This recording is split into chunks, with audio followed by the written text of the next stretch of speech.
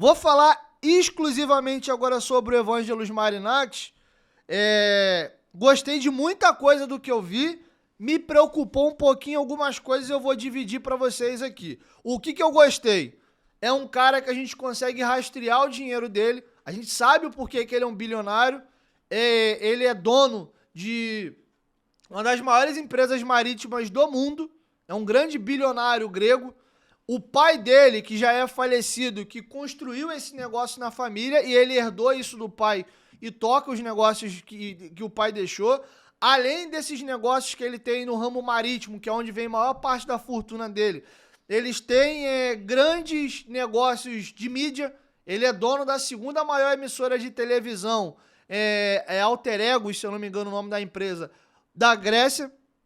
Ele é um cara que tem muitos projetos e ações sociais que casa muito aí com a história do Vasco.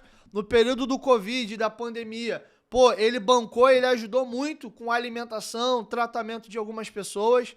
Ele fez uma campanha bem legal agora no Nottingham Forest, depois vocês dão uma pesquisada aí. Administrativamente falando, com relação a clube, ele tem ótimos trabalhos prestados ali no Olympiacos. O primeiro clube grego a ter um título europeu, né, fora do país ali, a Conference League, foi sob o comando do Evangelos Marinax. Eles foram campeões recentemente agora da Liga Europa, ou da Liga da Conference League, alguma coisa assim. Ele foi eleito agora pelo Golden Boy o melhor dirigente esportivo do ano, na temporada de 2023-2024. Ele foi 7 anos consecutivos campeão grego. Cabe um parêntese aqui. A Grécia é diferente do Brasil, tá? A gente tem 2 gigantes lá, que é o Olympiacos e o Panathinaikos. O Olympiacos é até numa prateleira acima. O PAOK também faz uns trabalhos legais lá. Não é igual o Brasil, que, tem uma carrada de clube grande e, esse ciclo aqui no Brasil gira um pouquinho mais. É verdade que dos anos pra cá tem girado menos, né? Tem ficado ali Flamengo e Palmeiras sempre, e aí o Atlético entrou no ano, agora o Botafogo entrou na briga, outros torneios ali de mata-mata, o Atlético Paranaense beliscou algumas coisinhas, o Grêmio também, mas tem ficado um pouquinho na mão desses dois aqui, majoritariamente Flamengo e Palmeiras. Então, assim, é mais fácil você ser campeão grego, né, ou da Copa da Grécia lá, do que você fazer isso no Brasil. É importante a gente frisar isso. Mas na Premier League, que é o principal campeonato de clubes, a nível nacional, né, a nível internacional é a Champions League, cara, ele pegou o Nottingham Forest, que é uma equipe tradicionalíssima, bicampeã de Champions League, 4 vezes campeões inglesa, que estava no marasmo de muitos anos, e ele conseguiu trazer o Nottingham Forest da segunda para a primeira divisão e tá brigando na parte de cima ali da tabela. Inclusive, final de semana agora venceu a equipe do Manchester United por 3-2 dentro do Old Trafford. E ele tem consolidado o Nottingham Forest ali no G6 da Premier League. Então ele já tem um trabalho legal, fez um baita de um centro de treinamentos pro Nottingham Forest. E além disso, que é o que mais me chama a atenção, ele conseguiu tirar o Edu Gaspar do Arsenal e trazer para o grupo dele. O Edu Gaspar foi eleito algumas vezes o melhor diretor esportivo do mundo, né, em algumas premiações que ele recebeu lá na Europa, e o Edu Gaspar não trocaria meramente por grana o Arsenal para trabalhar com o Evangelos Marinax. É um cara que é brasileiro, conhece bem o Vasco, conhece bem o Brasil, inclusive na era Tite, durante, se eu não me engano, uma gestão inteira, ele foi o diretor ali da seleção brasileira. Essas coisas no Marinax aqui me chamam a atenção. Ele é um cara presente, costuma estar sempre no Olympiacos, que é o clube dele do coração, ele comemora, ele vibra. Se ele não estiver gostando, ele manda o treinador embora, tá com um rebuliço danado. Tem algumas posturas meio condenáveis, no mundo que a gente vive hoje, né? Ele quase tentou cuspir no árbitro, ele tem alguns rampantes assim. Então tem muita coisa que me agrada. Ser um cara personalista, uma cara, um rosto presente, mais ou menos, num perfil diferente, mas mais ou menos como é o John Textor no Botafogo. É aquele cara que bota a cara, tá sempre ali. Então tem muita coisa legal. Pô, Dieguinho, e tu falou que tinha prós e contras. O que tu acha negativo ou o que você tem um pouco de pé atrás? Tem muita investigação, que é bem verdade que depois esse processo acabou caindo. Ninguém nunca conseguiu provar nada contra o Evangelos Marinakis, mas tem muita denúncia e tem muito processo contra ele. Tem um até que fala lá na Grécia lá de que, encontraram umas toneladas de heroína, né, numa das embarcações dele. Então tem algumas coisas assim esquisitas com relação a ele. No final das contas, tem um dito popular, eu não sei se isso é um mantra do direito, mas até que se prove o contrário, todo mundo é inocente. Ele nunca foi condenado, então até então ele é inocente. Porém, a gente sabe o peso e a influência que ele tem dentro da Grécia. Até que ponto, de fato, foi o processo feito bonitinho ali e ele foi inocentado, ou se não houve influência também para conseguir se safar de algumas coisas. Isso me chama a atenção.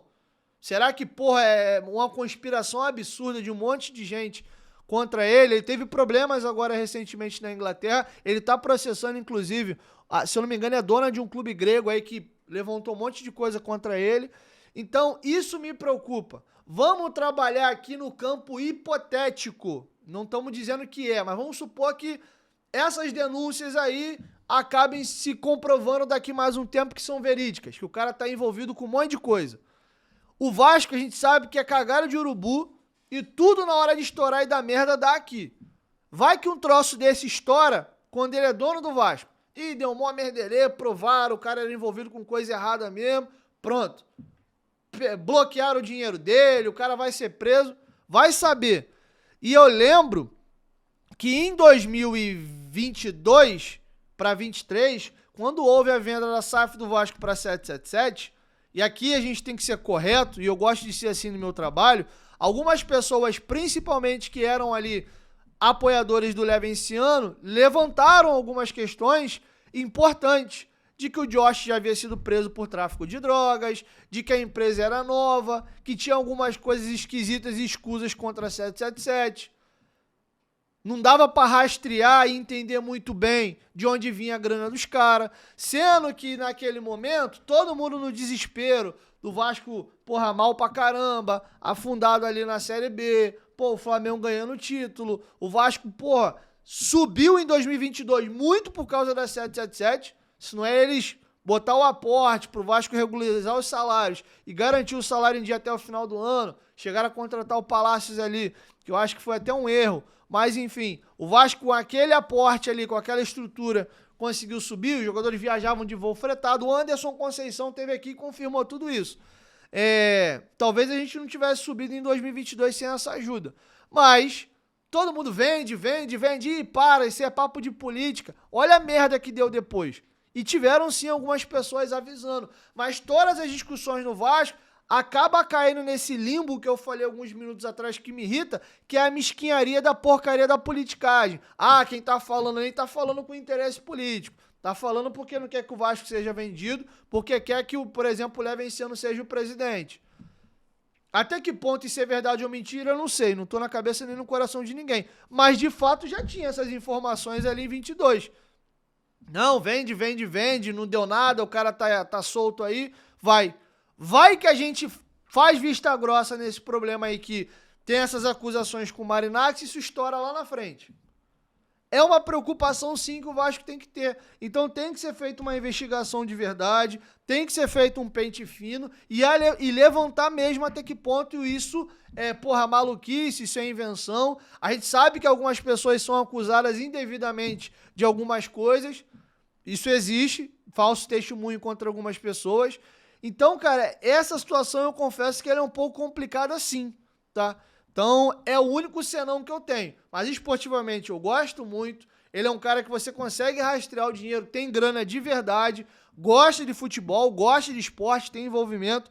Eu diria que a gente tem mais pontos positivos hoje a respeito do Evangelos Marinakis do que pontos negativos. Mas é importante a gente dar uma olhadinha assim nesses pontos negativos, não só dele, mas de todo mundo. E aí, galera, chegou até o final do corte, aproveita, dá essa moral e se inscreve. Nós gravamos novos episódios toda semana e os nossos cortes vão ao ar todos os dias. Então, se inscreve no Futebolaço Podcast para ter mais conteúdo e até o próximo corte.